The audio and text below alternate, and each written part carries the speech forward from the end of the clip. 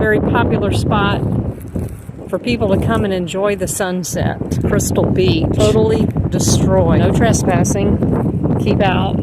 I've never seen a hurricane do this as long as we've lived in Florida. This is just incredible amount of damage. The water came up really high all the way across the parking lot. And as you enter Crystal Beach area, you can see a lot of homes lost their belongings. They're all set out by the street.